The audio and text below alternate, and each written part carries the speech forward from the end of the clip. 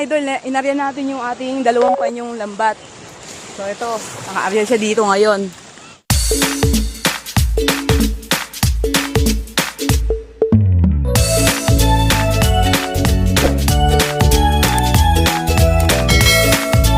Si Oshinoko at papandawin niya yung lambat na inarya niya kanina. Balik aarya lang yan.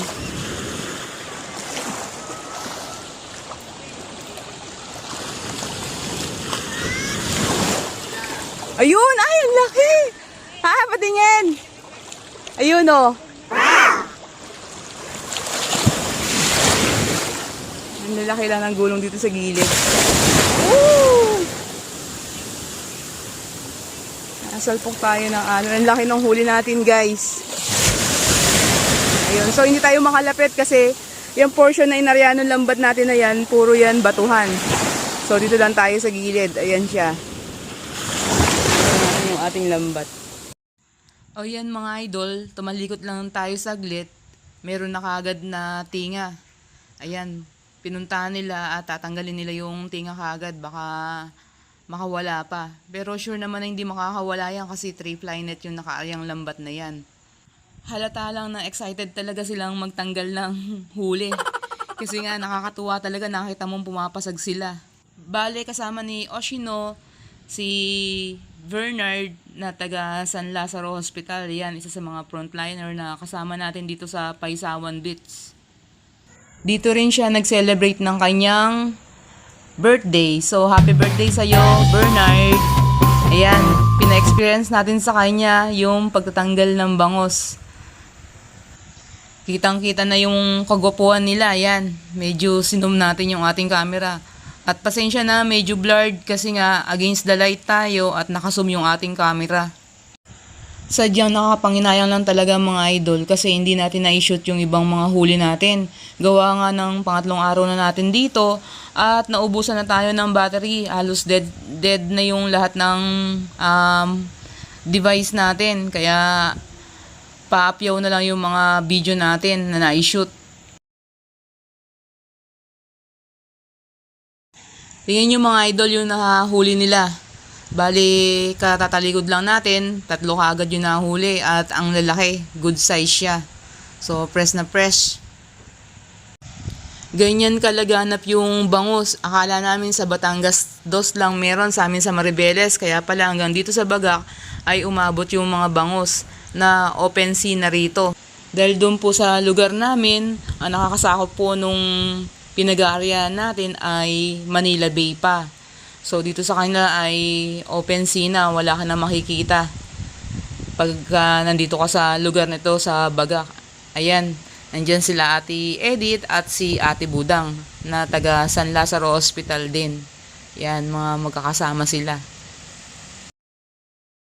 Idol yung ating tinanggal sa lambat natin. So, hindi na videoan tong iba na to, hindi na i-shoot kasi nga na-drain yung battery natin. Ayan, oh. So, ito yung ano natin, tinanggal ni Oshino kanina. Mga idol, bale, 8:52 na ng umaga. So, iyahangon na natin yung ating lambat dahil tayo uuwi na. Dumating tayo dito ng November 3. Sobrang lakas ng alon. So, malalaki yung alon kaya hindi tayo agad nakapag-shoot. So, ngayon lang nagkaroon ng pagkakataon na makapag-shoot dahil biglang kalma si dagat. So, yun palang kubalma. Punta natin si Oshinoko. Ayun siya. Ayan. Bale, hinahon niya na yung lambat kasi kulang na tayo sa time. So, hindi natin alam kung may huli pa ba yung lambat natin. May kinuha pa, Han? Wala nang bangos? Mga anong isda na lang. Tingnan natin kung anong isda yung kinuha pa nung ating lambat. So, expected na may mga basurang mga damo-damo kasi nga galing tayo sa bagyong Paeng. Ayan. Dalawang puling yung pula yan. Okay. Dito sana, taas. Oh, iyan. May mga tinga pa. Oh, mayroon pang kitang na tinga. Ayan. Ay, samaran? Kitang. Ay, kunin ko muna. Ayan si Tatay Mir. Oh. Kukunin ko muna yung gunteng. No. Tatay Mir. Ayan si Bernard. Bernard, ayun, kawayo. Yan yung mga staff ng San Lazaro Hospital. So, kasama natin sila dito na nagpaisawan. Ayan, katanggal din sa kabilang panyo, si Oshino. Ubus na yun naman. Ubus si Tatay Mir eh. Yan, tatanggalin ni Tatay Mer yung kitang. Yung isda na yan ay masakit makatinik. Pag natinig ka, talagang mararamdaman mo yung kirot. Iyak ka rin to. Iiyak ka daw. Yung timing, kung kahapon patukal man, dami na sana natin nahuli. Oo nga. Gulong.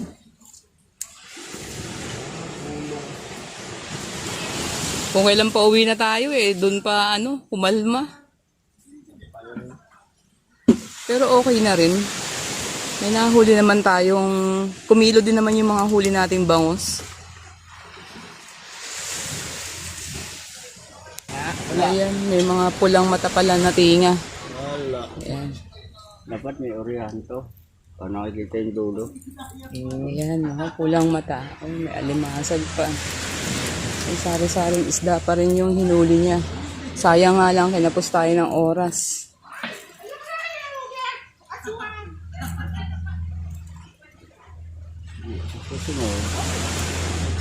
Next time ulit. Sobrang ganda nitong lugar na to mga idol. Bukod sa sariwang hangin, maputing buhangin, at ang lakas maka-relax. Gusto ko na nga magpaiwan dito eh. Joke lang po. No. Hindi nakahuli rin kayo bangos eh. Ano din naman, experience dito sa Paisawan. Experience. Ayan mga idol, talagang makikita natin na laganap talaga yung bangos. Gawa nga ng madaming fish pen yung nasira ni Bagyong Paeng. So kahit saan, kahit doon sa amin sa Maribeles ay may bangos din. May nahuhuli din doon. So dito, nagpunta tayo ng Paisawan, meron pa rin bangos. Ayan, bali, busy ng nag-iimpake ng ating mga gamit. Ayan. So, ito yung ating mga magigiting na frontliners ng San Lazaro Hospital. Ayan. Ayan yung aking sister-in-law, si G. Ayan. Si Ate Edith. Oh, di ba? Si Ate Budang. Oh. Tapos, ayun si Bernard. Oh, yan po. Say hello sa ating mga beloved viewers. Ayan, kalmang-kalma na yung dagat. Sayang, pauwi na tayo.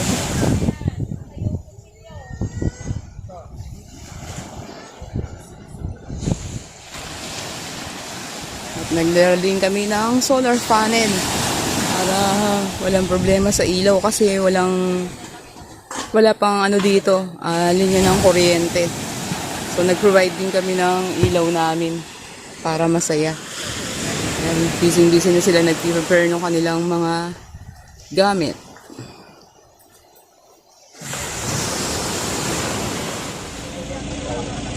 Nandito naman tayo ngayon sa parking area kung saan nakapark yung ating sasakyan.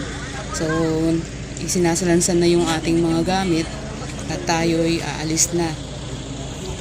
Bagaman medyo may kalayuan din tong ating parking area mula dun sa ating cottage.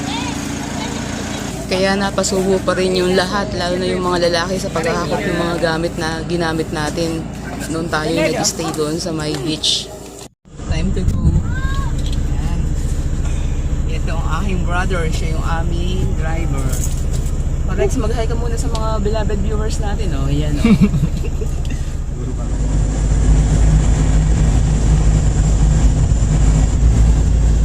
And now, we're heading to Mount Samat. Ayan, yung itour ko muna kayo dito sa Dambana ng Kagitingan. Solve yung ating bakasyon.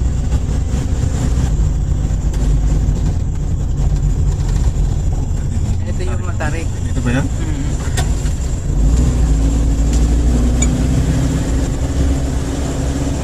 maiksi lang yung Mas matarik pa kayo sa Paysawan eh. Oo.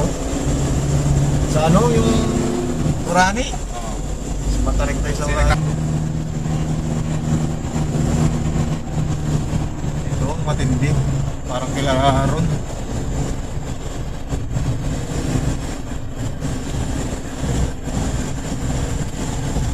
Segunda lang eh.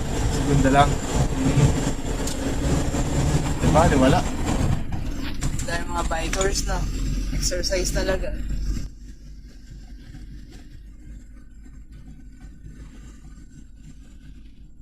Konting trivia lamang mga idol. Itong pupuntahan natin na ito ay Mount Samat National Shrine or Dambana ng Kagitingan sa Tagalog. So isa siyang historical shrine, bali siya ang pinakamataas na cross sa buong Pilipinas. Itong nasasakupan nitong lugar nito mula doon sa paanan ng cross hanggang doon sa tuktok niya is 72 hectares. Matatagpuan po natin tong lugar na ito sa bayan ng Pilar, province of Bataan. Sobrang historical po nitong place na to dahil ito po ay nagpapaalala sa atin ng kabayanihan at katapangan ng mga Pilipino at mga Amerikanong sundalo na nagsakripisyo ng kanilang mga buhay para protektahan ang ating kalayaan laban sa mga mapanakop na Hapon noong panahon ng World War II. Ilan ba tayo? Finally, nandito na tayo sa may pinaka main gate niya or dito sa entrance area.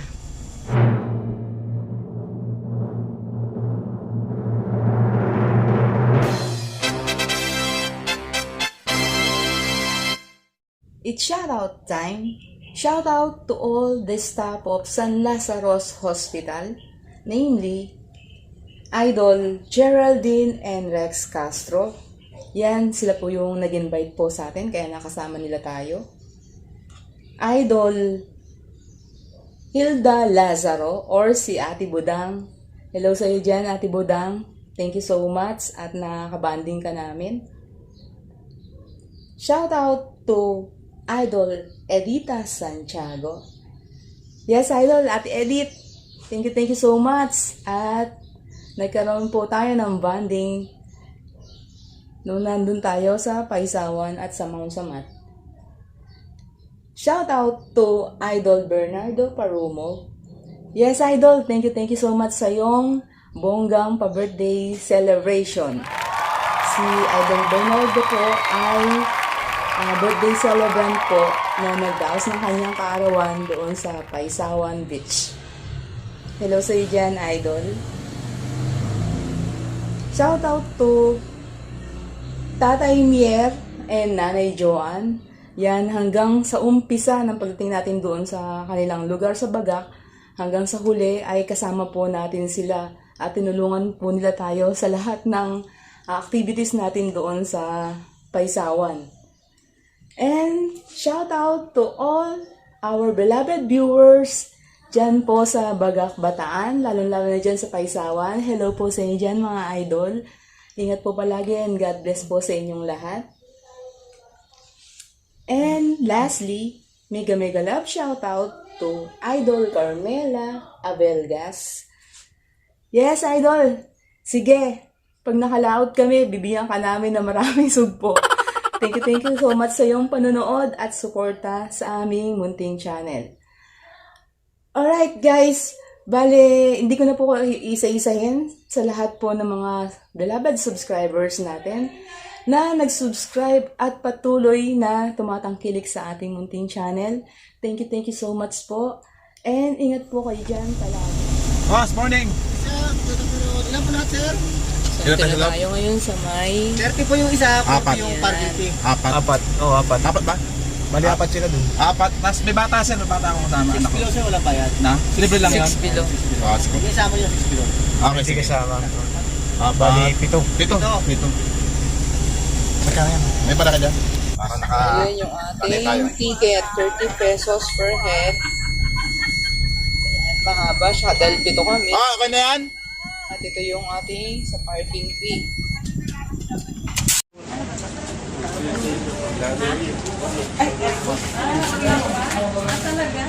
So yan, dito tayo sa guest house.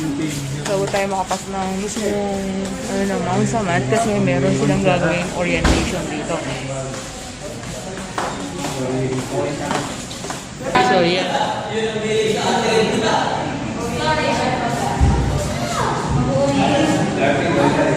So hindi ko na-shoot yung orientation nila kasi nga madidrain na yung battery natin. Ayan na yung presenter. Nasa harapan na. Ano lang mainit. Ayan. Dito sa kinakatayuan ko ngayon, makikita natin yung viewpoint. Bale, ayan yung Manila Bay. Nakikita nyo na yan. At kung malinaw po sana yung ating kalangitan, ay matatanaw din natin dyan yung Manila area at yung Corridor Island. Iba-vlog na naman siya. So kung prepared nyo na mag-exercise, ayan, punta kayo dito at mawi-witness nyo yung mga historical places na nangyari noong mga unang panahon pa.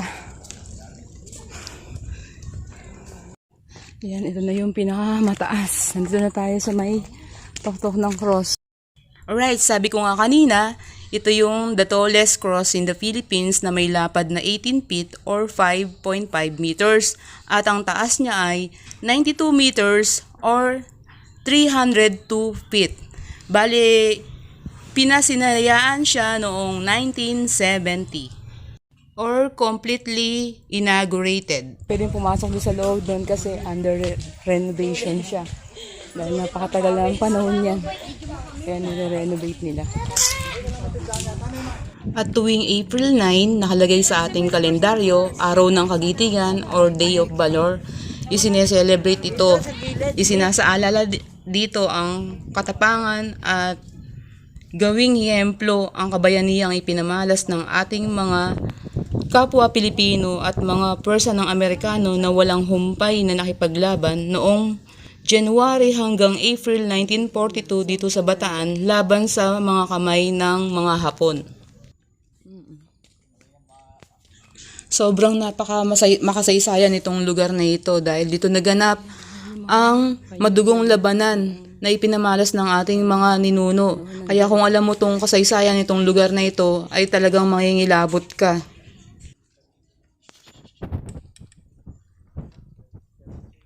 Sobrang taas niya.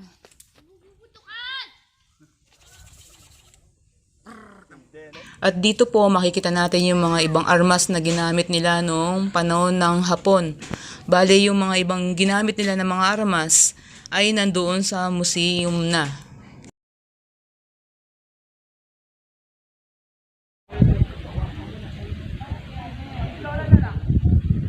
Ito naman yung sa other side niya. So nakaharap tayo dito sa Manila Bay. At sa bandang baba niya, doon tayo nanggaling kanina at doon din nakapark yung ating sasakyan.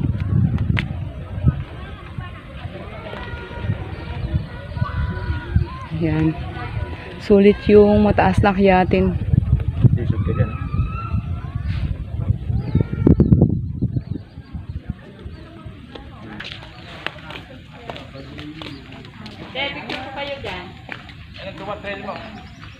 Naman tayo sa museum.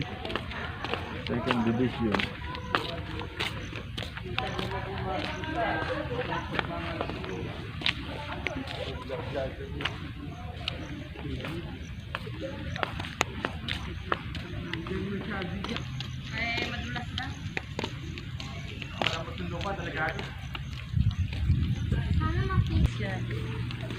May division pala yan ha. Bale, sa loob po ng museum ay makakapasok tayo pero hindi na nila pinapayagan na makapag-video tayo doon maliban sa pagkuha ng mga pictures. So, ilalagay ko na lang po dito yung mga ibang pictures natin. Nang sa ganon ay may bahagi ko sa inyo at magkaroon kayo ng idea kung ano nga ba yung mga nasa loob ng museum.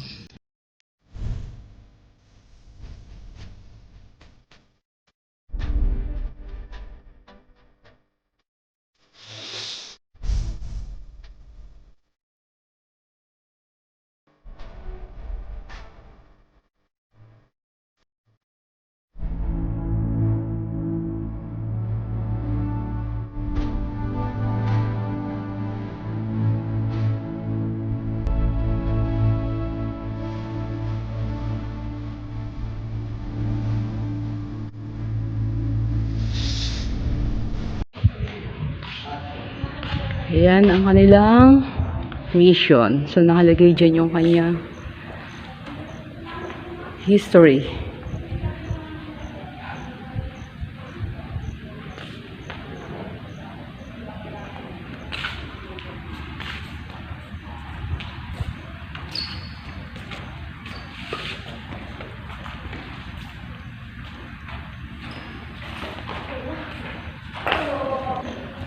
Ayan. Makikita natin dyan yung history ng battle dito sa Bataan. So, nung nagkaroon tayo ng World War.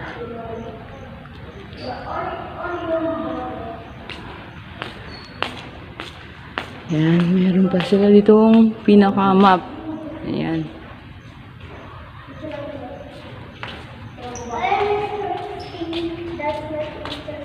Uwi na tayo.